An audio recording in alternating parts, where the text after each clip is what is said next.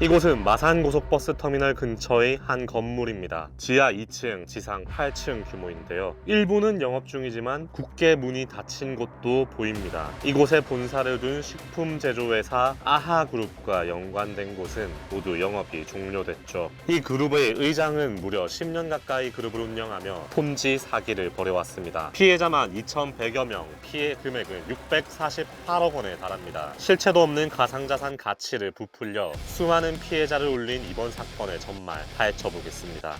아하그룹은 다단계 판매업 등록도 하지 않은 채 2016년부터 NFT 캐릭터나 메타버스 내 부동산 같은 가상자산 투자를 유도했습니다. 실체 없는 가상자산에 돈을 투자하면 매달 투자금의 3%의 이자를 주고 만기 때는 원금을 돌려주겠다고 꼬드기는 방식이었는데요. 사람들을 끌어모으는 데는 수당도 한몫했습니다. 초기 투자자가 다른 사람을 데려오면 후원 수당을 주는 방식이었죠. 즉 뒷순위 투자자가 낸 돈으로 앞순위 투자자의 수당을 메꾸는 전형적인 돌려막기였습니다. 결국 아하그룹은 정상적인 영업이익을 내지 못했습니다. 이에 의심을 품은 일부 투자자들은 투자금 반환을 요청하자 그룹 관계자들은 이들을 달래고 회유했습니다. 고소가 들어오면 합의금을 줘서 당장 닥친 위기를 넘겼죠. 결국 지난해 6월 경남경찰청은 사기 등의 혐의로 아하그룹 관계자 4명을 구속했습니다. 그런데 재판 과정에서 더욱 충격적인 사실이 드러납니다. 이들의 투자 상품으로 내세웠던 가상자산마저 제대로 된 게 아니었던 겁니다. 법정 증언에 따르면 이들이 판 메타버스 부동산은 사봤자 실제 부동산 지분을 가질 수 있는 시스템이 아니었습니다. NFT 캐릭터도 마찬가지였습니다. 아하그룹은 투자자들의 캐릭터를 마음대로 거래할 수 없도록 짧게는 1년, 길게는 3년까지 거래 금지로 묶어두었습니다. 결국 법원은 1심에서 아하그룹 의장과 회장에게 검찰 구형보다 무거운 각각 징역 13년,